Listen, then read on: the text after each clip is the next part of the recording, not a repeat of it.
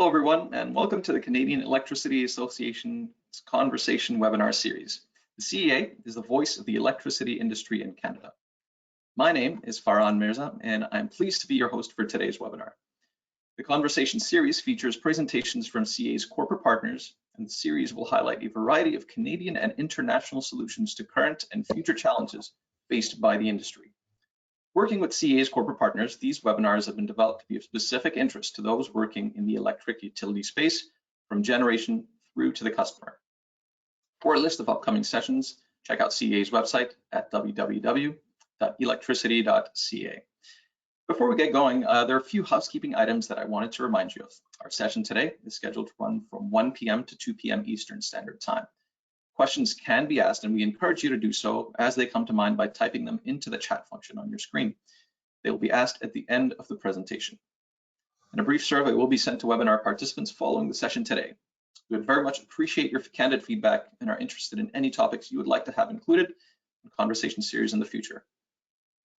Also, please keep an eye out for future webinars and events through CEA's monthly newsletter, Current Affairs.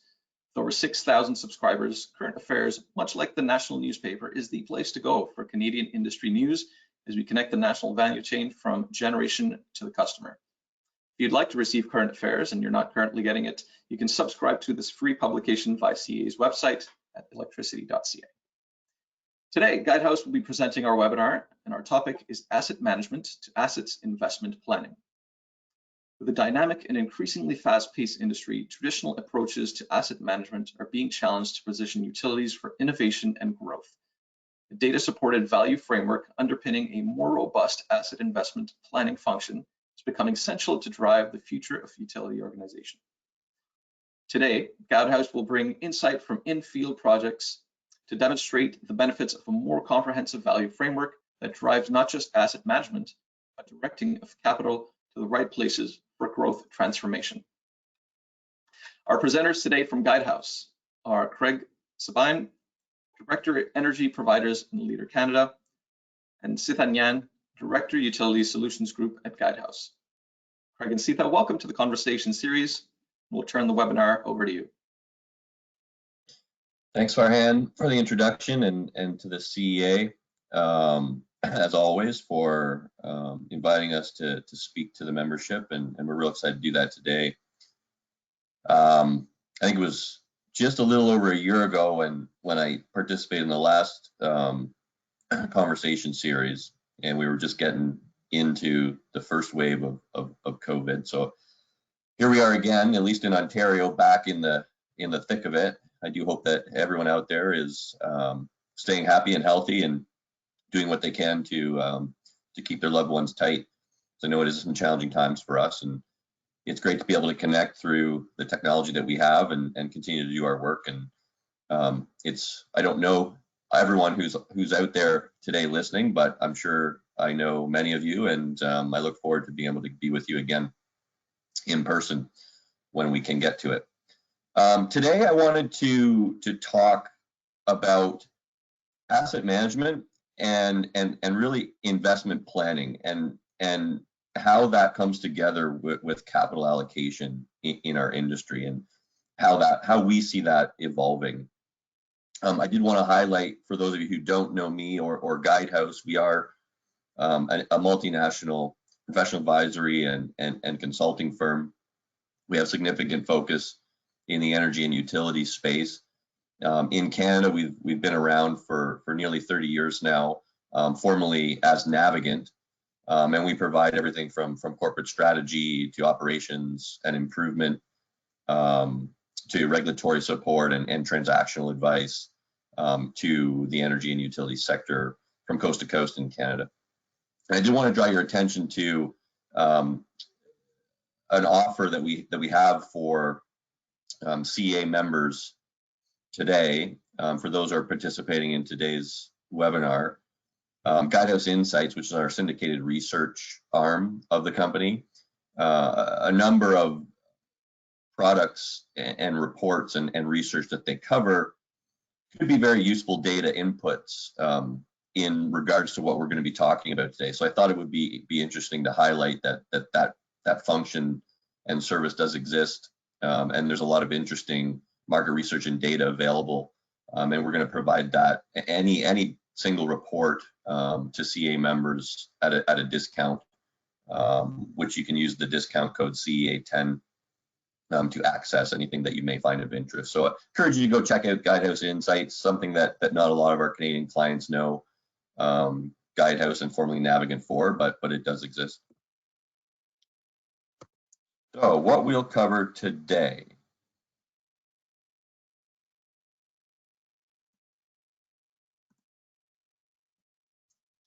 We're going to start with looking at the drivers of change.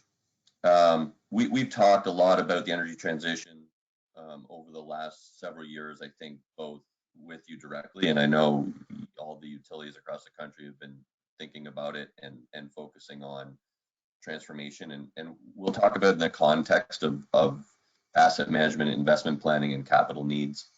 We'll look at the role of value frameworks in optimizing that investment planning at the enterprise level, and that's really going to be the core of the discussion today, and the power that a value framework can really offer.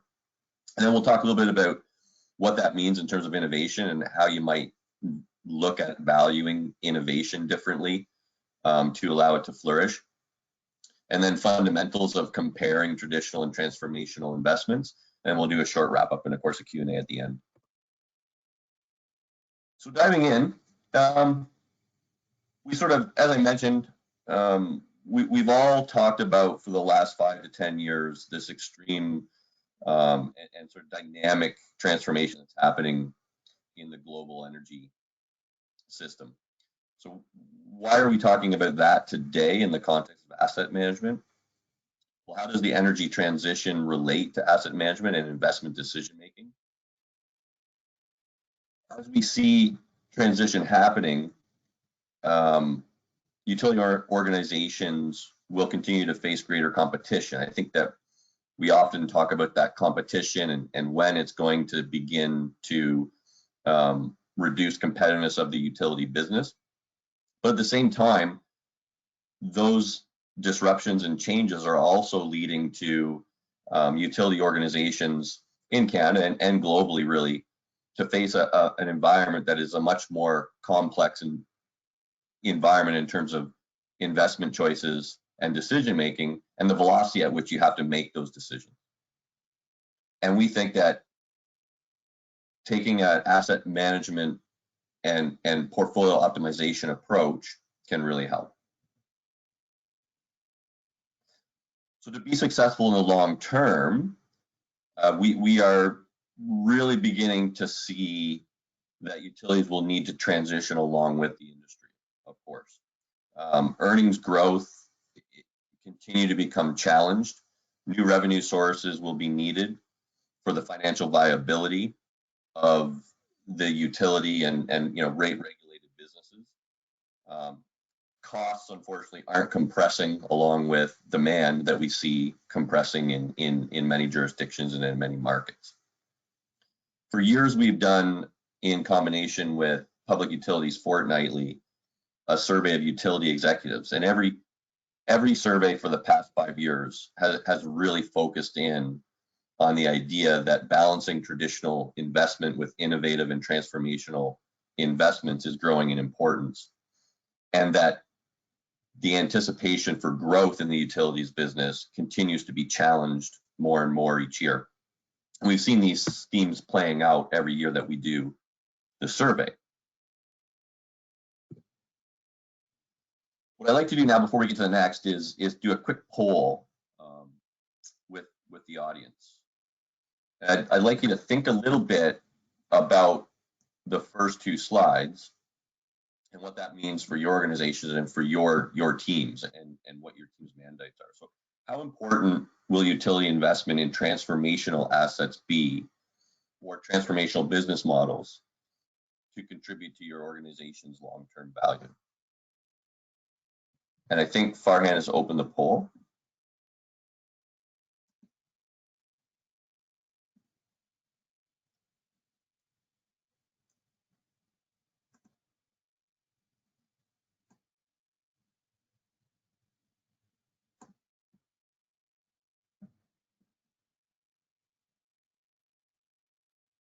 So Farhan, will I see the results come up here on?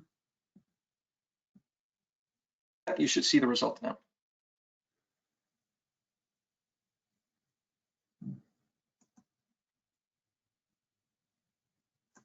%79% say essential, 16% not clear, and 5% not important at all. Okay, great, thanks. I don't see it, so that's helpful if you can let me know. I think we have one more poll as well.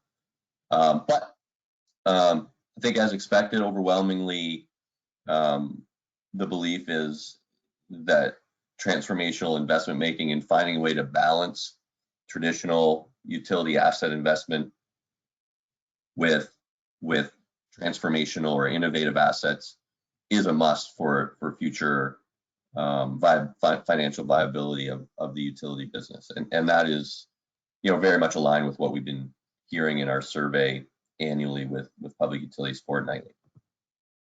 So thank you for their participation.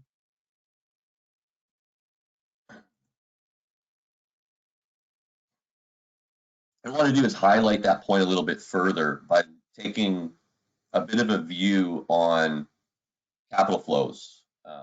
This is primarily focused on North America and Europe, but we do see that utility organizations are making investments in transformational platforms, as we call them, or energy cloud platforms, as Guidehouse has coined them.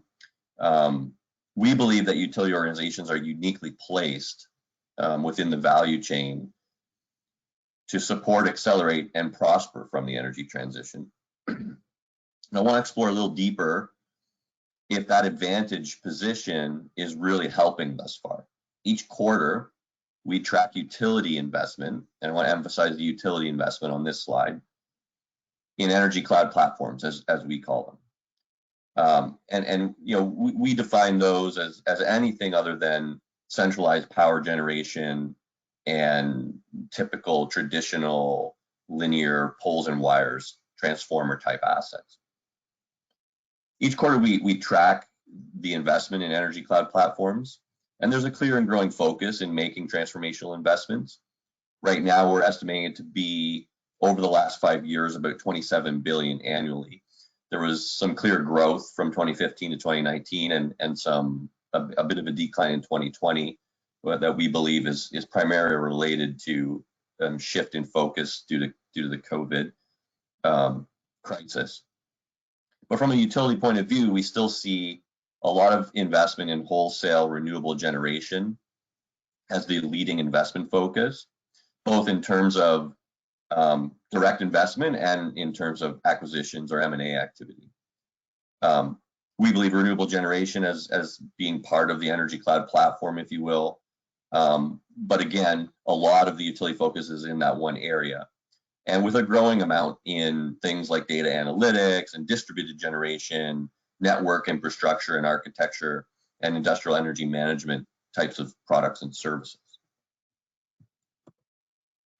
But when we look at the bigger picture, we look at the amount of capital that is flowing to energy cloud platforms and alike investments in North America, Europe, and the Middle East. We see 501 billion. So other players are out there investing in energy transition and finding ways to attach the appropriate value and risk profile to make investments in the energy transition. And that 501 billion obviously outstrips by quite a lot the amount that utilities are investing.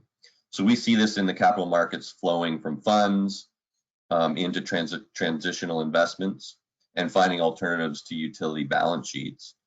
Oil and gas companies are moving capital into the energy transition, of course, OEMs, transportation companies, and direct investments through share issues and public offerings within the capital markets.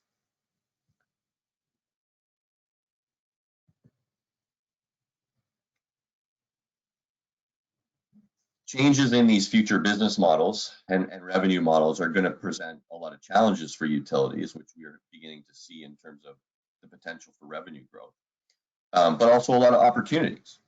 So given that the new needs of utility services are fundamentally linked around the concept of the 4Ds, right? Decarbonization, decentralization, digitization, and democratization, certainly primarily those first three, there's new value frameworks are going to need to emerge and be required so that we can fairly assess the challenges in the industry and the value of these opportunities to our organizations.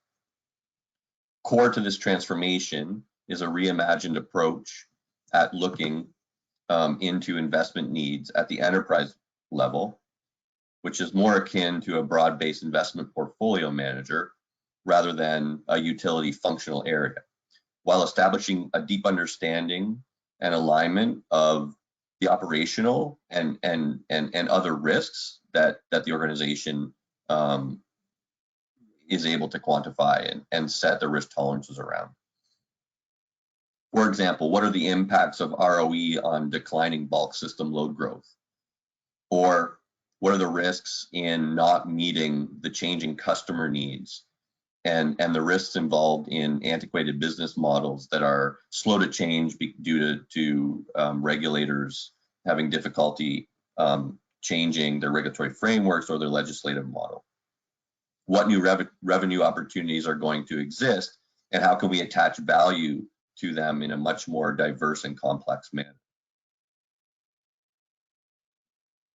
Before we get into some of the framework ideas that Sitha is going to share, I would like to just highlight a case study. So we have been working for a little over 2.5 years with TVA, who 3 years ago really identified some significant challenges within their business model. And what we were seeing is a significant amount of down pressure on both the capital and O&M spending that they were allowed. Their historic funding targets were based on static and historic figures and not very well tied to the future risk profile of the business. Their key business processes were not standardized. There was inadequate access to data and system interface to allow an enterprise view of the capital plan. So we got in there and we really looked to optimize the different portfolios, prioritize investments based on a total value as opposed to historic performance, increase the visibility to the top, increase visibility at the enterprise level, of course, reduce dependency on multiple tool sets. So I think you'll always be in a position where a number of tools will be needed and integration required, but in many cases, a large number of bespoke spreadsheet-based models would be used to develop business cases to support investment decision making. We'd rather see that reduced and have a much more efficient approach that rationalizes applications and reporting needs together. And then, of course, leveraging tech, so harmonizing the application across the organization and fully leveraging the power of the ERP and replacing a lot of the manual work that is needed. And we put them on a 2.5-year roadmap. And we're not complete with this work yet, but we think that we've made a lot of great progress.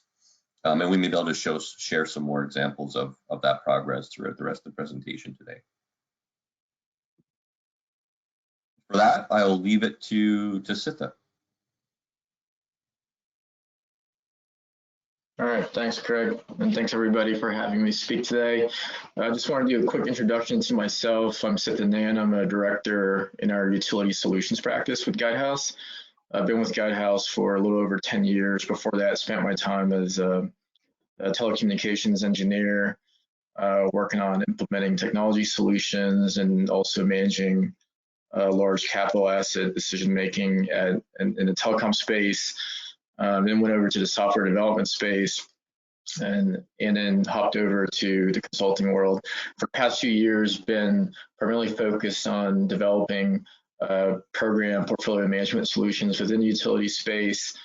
And one of the solutions happens to be around integrated investment planning. So really happy to speak here today and hopefully answer any questions. So before we jump into value frameworks, just wanted to put this example out there so that we can kind of acknowledge that fundamentally investment decision making is just a big challenge just across the board for many organizations, if not all organizations. And in this example, you may see something that you can relate to, based on your experience and your history within the utility space. Let's say, for example, we have a project that's focused on replacing a small set of transformers because there's been some indication that they're aging and it's increasing risk in terms of reliability and safety. And on the other hand, we have another investment that is centered around, a new software system, maybe an application for OMS, which has a completely different set of costs and project duration, and has different values in terms of reliability, but also has value for potentially addressing some cybersecurity concerns, and has its own execution risk. When you're faced with this challenge, how do you make the decision on which one to fund first? And imagine if you had to do that across thousands of projects across your portfolio. How do you make these trade-off analysis to make a decision on what makes the most sense, and how do you justify that internally in terms of what is the most important, and how do you justify that externally? So you may get different responses on what makes sense to invest in based on who you ask within your organization. You may get different responses within your organization purely because of different jurisdictional requirements. If you have an organization that is placed in different locations, and you may just have different responses based on who you ask, different organizations, because of what they value strategically. So all this is just an example of how complex decision making is. I'm sure everyone on this call can relate to that. But this is the reason why we're talking about value frameworks. Okay, so moving on to the next slide, I think we've got a poll question for the group. And the question is, in your experience with capital investment planning, what are the key barriers that create challenges for you in your organization? And the options are whether investments have a strategic fit, whether there's a misalignment with the regulation and with the regulators and their expectations, whether there's a lot of internal politics that kind of trump those decisions, or if it's because of a bunch of siloed planning within your organization. So we'll give a moment for the numbers to tally up there.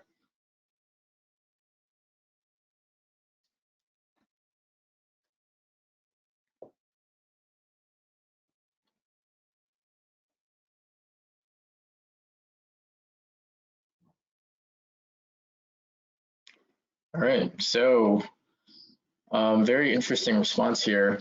So we see that 55% are the barriers are due to siloed planning, which continues to be a theme. But I think the way I would have expected to kind of see this is kind of across the board, across many of our clients, who are seeing that all of the above typically is the answer. But siloed planning and the way in which you bring different investment requests from different lines of business within your organization and make decisions across those different lines of business is a continuing issue. And value frameworks are a central part of enabling, breaking down the barriers between, for siloed planning. So I'm very happy to see that response. Okay, so let's kind of add on to the challenges of what we talked about with investment decision making, and that's that's a lot of the concepts I think Craig was speaking to about the shift in the industry in terms of wanting to move more towards transformational planning. And you've got these competing challenges across different needs of the organization. One is to maintain your core business needs, right? To keep the lights on, to maximize CapEx, reduce OpEx. Then making sure that your employees and resources are being used as efficiently as possible. On the other hand, you've got a lot of competition coming out within the industry, and we're seeing a need to kind of evolve our business model a bit. and to figure out how to grow in ways that are a little bit less traditional. And then we're seeing larger kind of transformational trends around the need to transition to more clean energy, to be more digital, to decentralize and make a more flexible network. So all these are kind of competing impacts that really make that decision making even harder. And a lot of those things don't necessarily have a way to kind of quantify value against that. So, going back to the example, just looking between two different projects is hard enough to define value that people can understand. But when you add on these different layers of needs with for an organization, that makes that even more difficult to deal with. So what we need is a value framework in order to, fairly conduct trade-off analysis between different investments.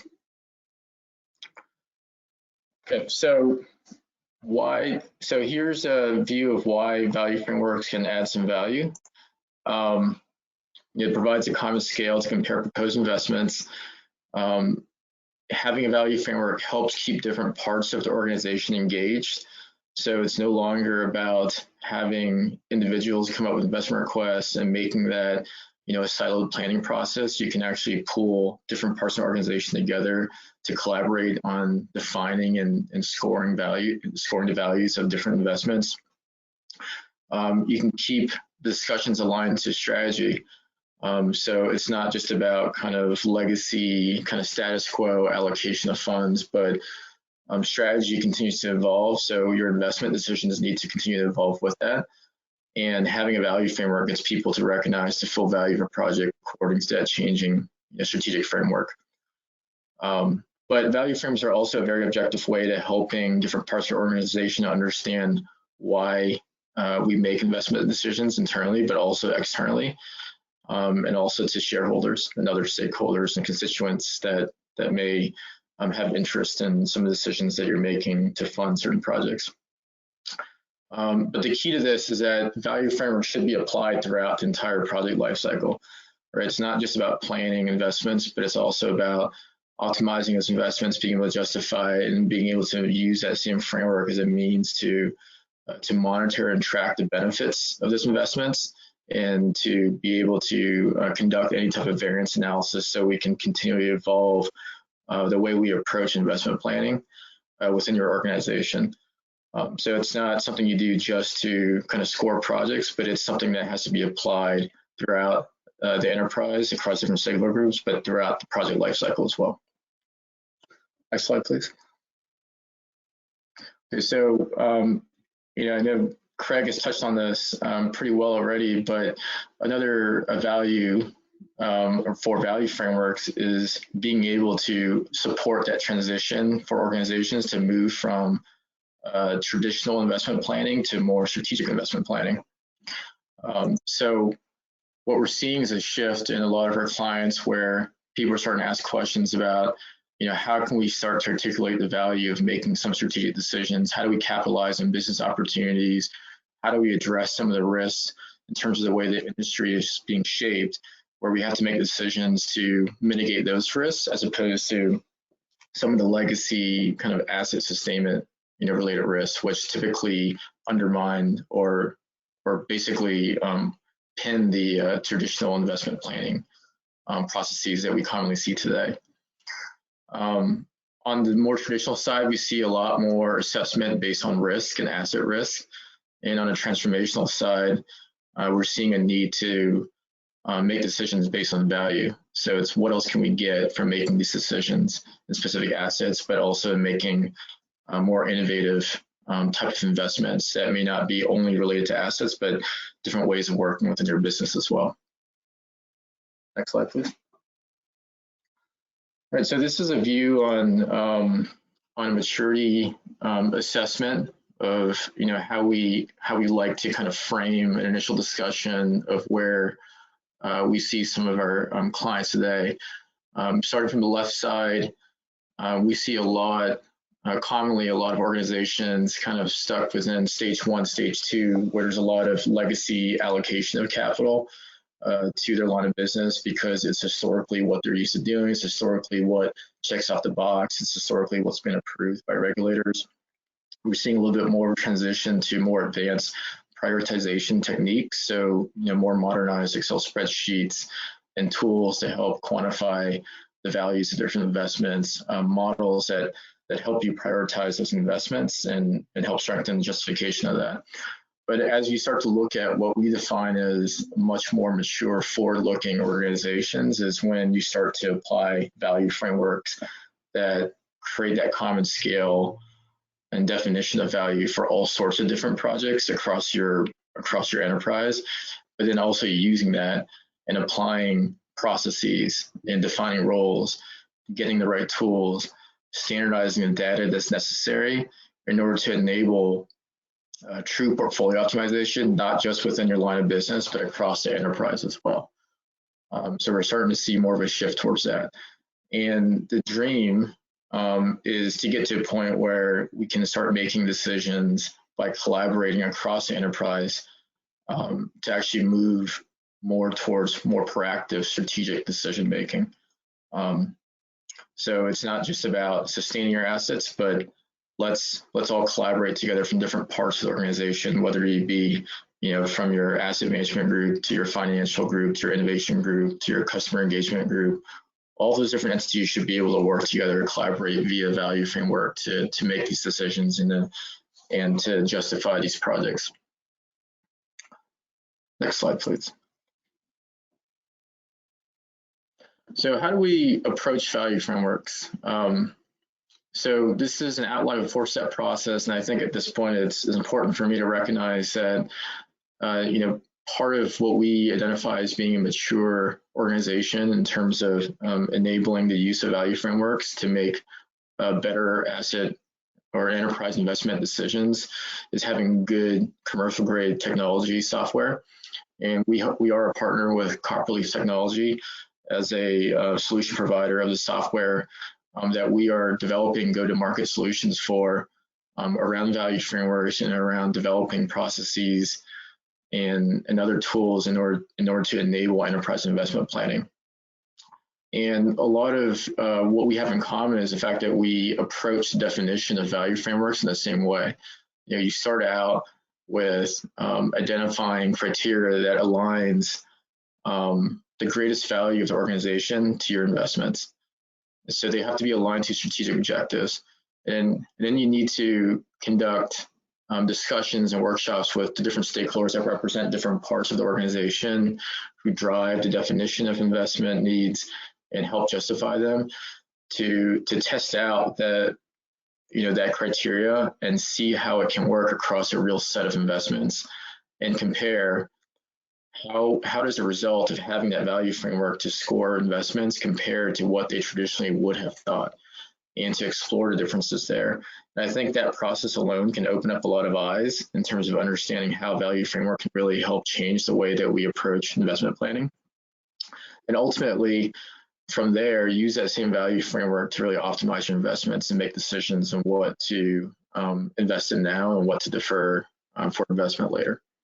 So all of this requires a bunch of number crunching, obviously, and is another reason why we like to point at having a really good technology platform to enable that decision making, because when you start to look at how you score these investments to optimize your portfolio, you also have to apply that across how values change across time. You have to apply that with the fact that as projects are being executed, things change, constraints change,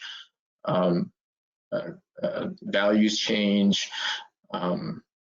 So you have to go back and re-optimize your portfolio based on those changes, and that typically results in a lot of manual rework and data crunching that can easily be solved with really good technology platform that's been set up effectively to begin with.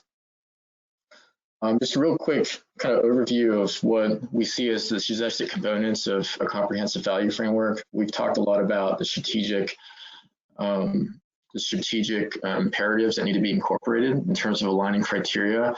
We need to define a common set of measures, and these measures are what's important to identify the exact value that different investments can bring to the organization in a common and standard way. There needs to be a component of having models that will help actually convert investments into quantifiable measure values. And then we need a component of the value framework that figures out what to do with those measures and those values. So we talked a little bit about portfolio optimization.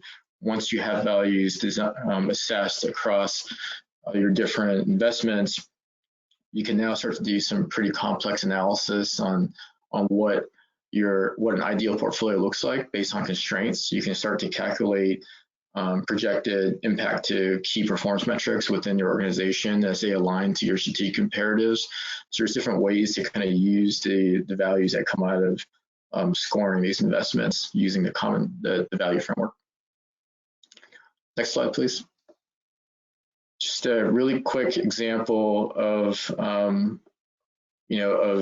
value measures and value models that have been designed for an organization that we've worked with. So you'll see some of the strategic imperatives on the left and how they've been grouped to align value models to those imperatives.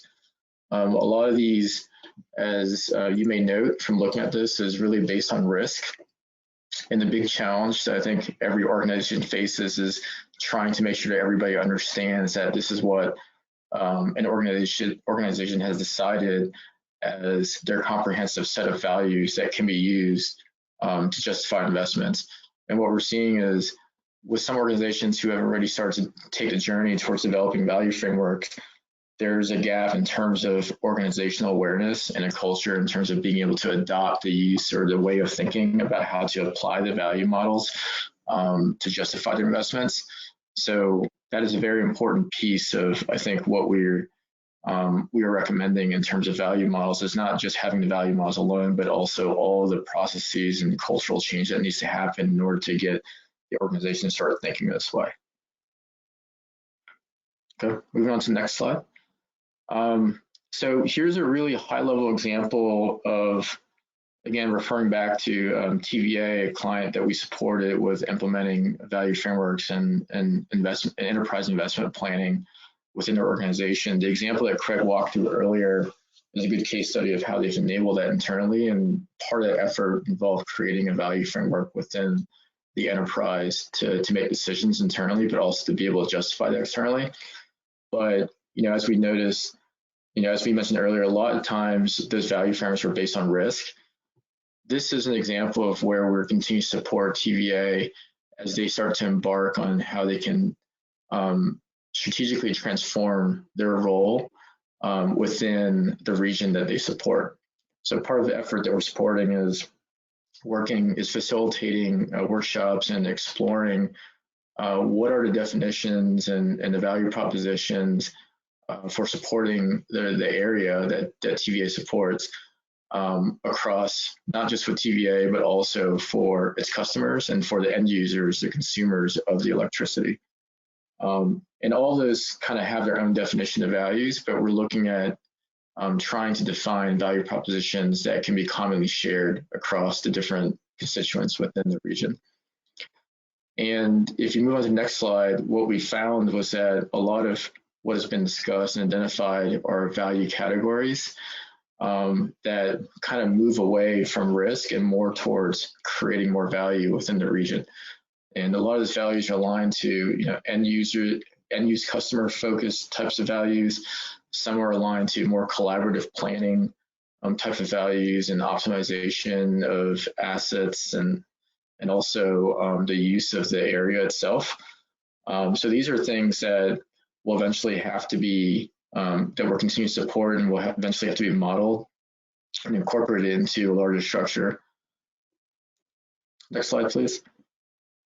So the reason why we went over that really high-level example in terms of how we're defining new value models is because we believe that you can start to build upon your existing capabilities today to start making that transformation from traditional investment planning to more strategic investment planning.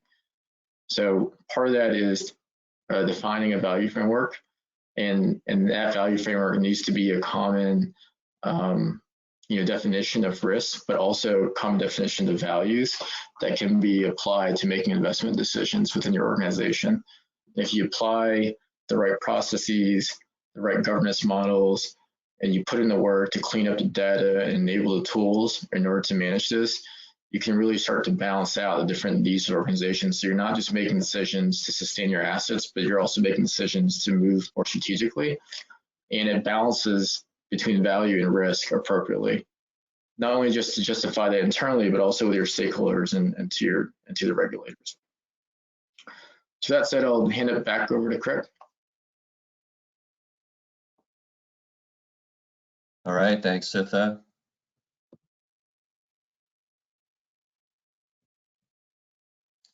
Sorry, sometimes my tech is a little challenged.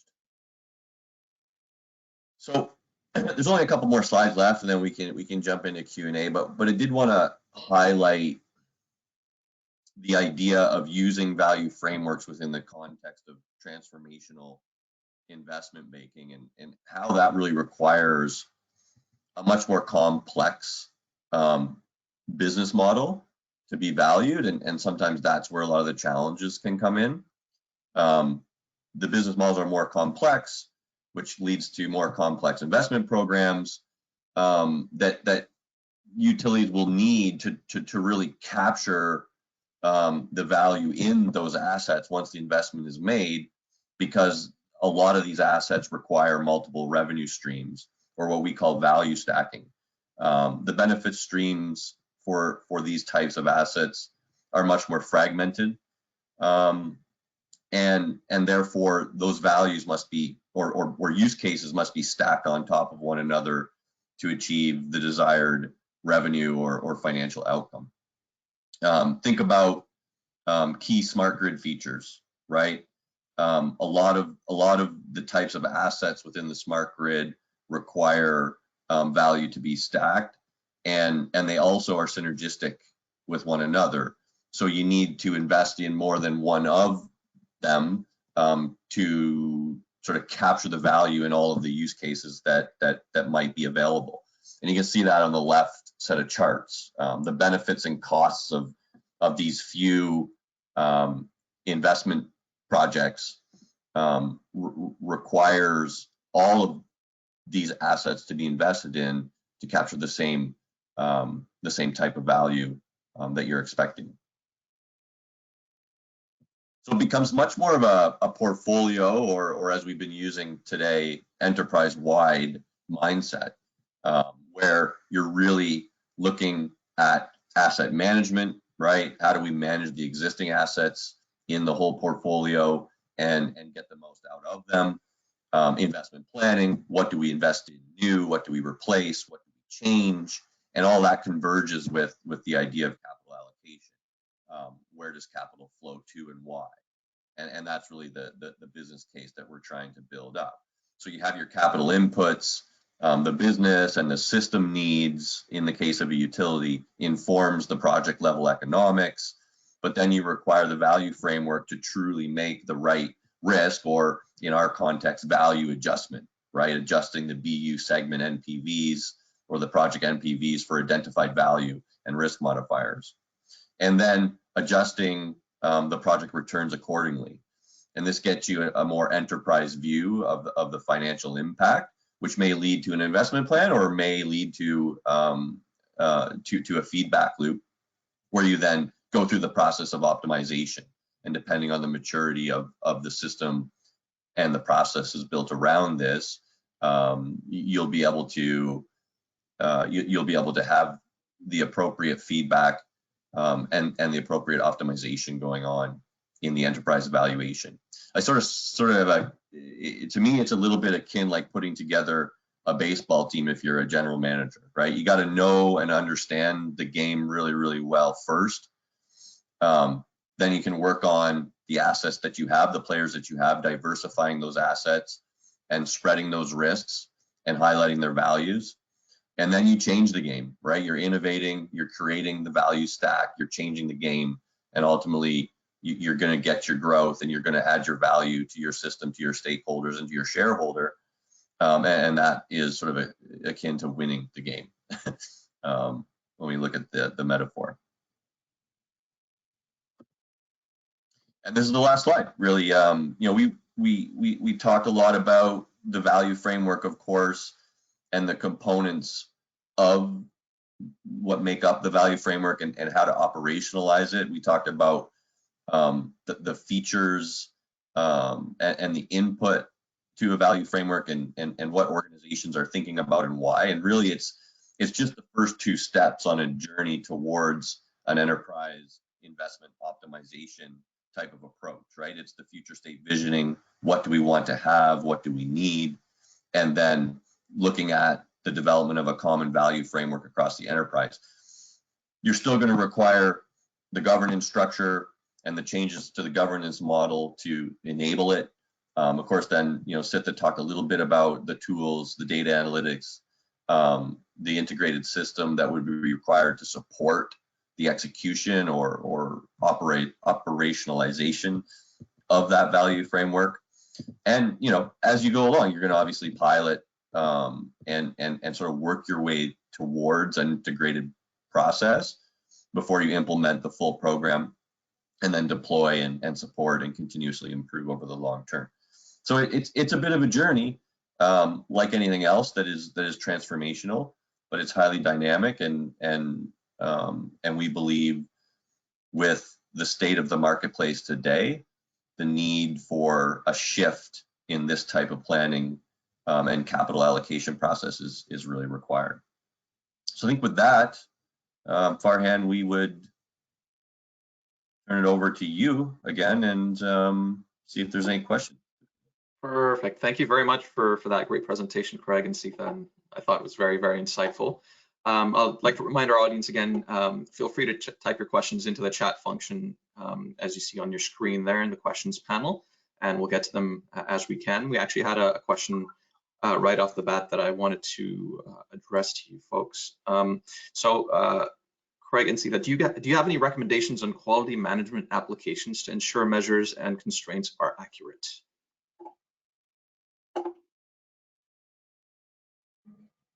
Sorry, can you repeat the question? Yeah. So do you have any recommendations on quality management applications to ensure measures and constraints are accurate?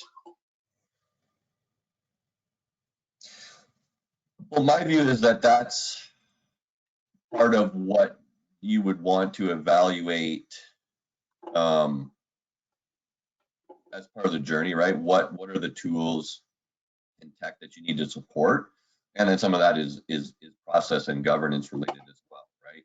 How do you put the right controls in place to ensure that all the parts of the organization are aligned in delivery of the value framework and ensuring that there's consistency in the inputs to the extent that the value framework is meant to drive that consistency.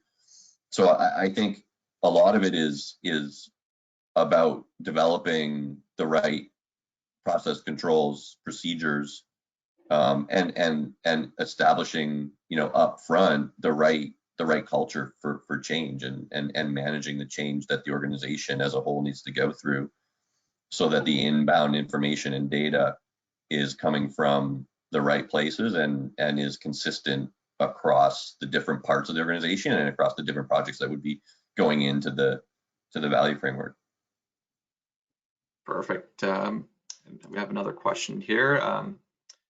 The question is, thanks very much, Craig and Sitha. Understanding that this would play itself out very differently across utilities, could you walk us through a concrete example, including application and the barriers addressed and instruments deployed? Yeah.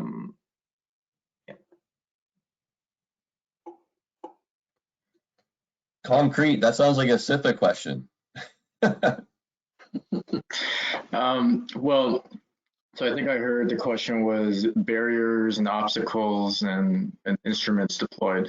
Okay, so yeah. I would say one of the barriers that typically comes up was basically the question that was asked before this, which was a more hyper-focused concern on quality and trying to get information and all data correct in order to make decisions and to accurately define values of investments. And I think the reason why we presented this idea of having a maturity model is because that will vary from organization to organization, but it's not something that you have to wait for in order to start making this transition. Quality is relative from organization to organization. Data is relative. The information, the way in which you go about making decisions is relative. So the investments that you define within your organization will also be relative, but as long as you have it within a common framework, you're relatively making the right decisions that make the most sense for you and your constituents. Alongside with that, I think I think part of one of the things that we mentioned during the presentation was how organizational change management is a common issue. We see even with organizations that started to implement variations of value frameworks, the application of that value framework continues to be a struggle, and that's even more of that even pushes for more of a need, to put more effort into defining and making that more of a long-term component of how you structure investment planning within your organization. And I think a lot of times it's become an afterthought that change management is necessary, but what we've seen is even by having the right tools in place, if people aren't using the software just to make decisions in the right way or as effectively as possible, you're not going to get the value out of that. And once you get that organizational barrier, once you start to accomplish or overcome that organizational barrier, you can start to continually refine and optimize the solution. And that may involve developing more complex modeling tools. We mentioned models as being a component of the value framework. That's defined differently depending on who you speak to, but if you were to look at it in the context of just a copperleaf solution itself, models can be as simple as answering questions to some guided questionnaires. It could also be more complex, where you're taking data from different systems that have already started to quantify the risk and the values of certain investments and use that to compare across different investment needs. But those are all things that I think vary from organization to organization. And once you start to lay down the framework and the fundamentals, you can start to continue to revise that and add more models, add more tools, continue to train and make sure that we change the culture and mentality of the organization from siloed planning to more collaborative strategic planning. I could add on to this as well, Farham. Sure. I guess to the point of the concrete example, I can provide a concrete hypothetical example perhaps that may help. So you think about the value framework and how do you make that tangible and real, right? It's like, how do you value transformational assets that aren't market proven, in some cases may not even be commercialized yet?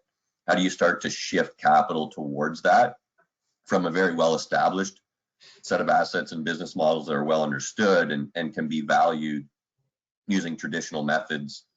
I think it's all about first alignment and setting the organizational risk tolerance and value drivers, right? There has to be alignment around that so that it's not that, so that each project or each function within the utility is coming to the table with a different set of inputs to the value framework or a different way of looking at it. You want to have that alignment first. So the simple hypothetical example, right, is there's plenty of utilities or energy companies out there today that have fundamentally stated that they will no longer invest in fossil fuel fired generation assets, right? That's not for everyone, but for those particular organizations, that is either a strategic or risk-based decision. So it's either a set of value factors that got them to that decision or a set of risks that got them to that decision. But those risks and those value drivers are established within the organization from top to bottom, and that then enables them to divert capital to other types of assets or competing assets, right, that are not central fossil fuel fired generation plants. That's just sort of almost a silly example, but it's an example of a value framework, whether they thought of it that way or not. So the challenge now is, as you go more granular with your asset program, and we start to apply the same concept to less and less centralized stuff, and then you start to see how challenging it is to establish those value drivers and quantify that risk, right? But if it can be done and well aligned, and you create a consistency and a control set, then it can, then you can really achieve something that is much more collaborative across the organization, but then also sort of and optimizable at the enterprise level. Great, thanks, Greg. We did have a follow-up question to the first question. So a follow-up question on the journey of continuous improvement to the value framework. Have you worked with an organization that has reached its optimum level, and how long did it take for that organization? So from my point of view, no, certainly not. And in fact, most of the real world examples that I have, we're still very much in the early stages, sort of wrestling with those, the characteristics of the value framework first, potentially in some cases starting to move into the implementation, starting to move into, okay, once we know that, what's the governance and control you need in place, and then what's the tool chest, or what are the system integration needs. I think Sita probably has some examples where he's got a little bit farther into the support side or the implementation side, but certainly from my perspective in Canada, and sort of being the Canadian energy providers lead, working primarily with Canadian companies, certainly more in the early stages. Yeah, I agree. I think based on what we've seen at least a handful of organizations that strive for that kind of final stage 5 of like optimize strategic planning. But along the way, they've made little incremental steps to get there. For the most part, more and more organizations are doing value frameworks, but the transition is not something like flipping on the switch and all of a sudden with a value framework, you're going to optimize across your whole portfolio. Sometimes that takes time to make sure that you trust the data, you're making the right decisions, you're constantly testing it. You have to monitor the execution of those projects as well and start studying to see how they vary from what you expect, so you can actually use that data to help inform that value framework more effectively. So that transition can take multiple years to do, but along the way, you can incrementally improve things. For instance, at TVA, we enabled a process and a workflow for enterprise investment planning. They are using a portion of their funds or capital funds to be competed over across the enterprise, but not the entire portfolio is being competed across the enterprise. I think it's a very smart move. Another component of that is starting to look at how they can improve performance metrics and reports, and how they can use that to monitor how that portfolio management process is working. And from there, probably use the outputs of that to go ahead and enhance the value framework some more, and improve processes some more, and improve business cases some more. So it continues to be an evolving process. And I don't know if anybody will ever feel like they're 100% there, but at the end of the day, that effort does pull the organization together in terms of collaboration towards making investment decisions, being more objective about these investment decisions, being able to justify that more effectively, and spending a lot less time number crunching and dealing with kind of politics and siloed planning activities that we've confirmed today happens to be an issue with a lot of organizations. Awesome, thank you. Quick final question, and then we can wrap up as we're approaching time. So in working with your clients, do you get questions about how utilities can adjust their asset management to integrate future climate parameters or risks? Yeah, absolutely. I mean, I think some of the fundamental drivers of the transformation that we talk about are certainly related to that, right? To the 1D is decarbonization. So certainly climate change is one of the major drivers, and I think it's one of the drivers that in some cases value framework in the way that it exists today within organizations doesn't necessarily capture very well within the framework itself, or within the set of value drivers that you're attaching. But certainly the pace of adopting that as a as a driver within the framework and as a screening tool is increasing every day. I mean, it's becoming fundamental to the business. So I think it's a must in the future of asset planning. Excellent. I think we are at time now, so we'll stop there. But I want to thank you again for answering those questions, and to our audience for taking the time to write those questions into our presenters. Before we end today's session, I'd like to remind folks to mark their calendars on our next webinars. So Thursday, May 6th, buyer meters will be running a line workers safety and tool training. On Thursday, May 13th, Hexagon will present on joint use management, streamlining a traditionally onerous process. All of CEA's future events and webinars can be found in our monthly newsletter in current affairs, or you can go to the news and events section on our website at electricity.ca. In closing, I would once again like to thank Guidehouse very much for coming today, as well as Craig and Sita for presenting, as well as our audience for joining us. This concludes today's session, and we'll talk to you next time. Bye for now. Stay safe. Thank you all. Take care. Yes. Bye.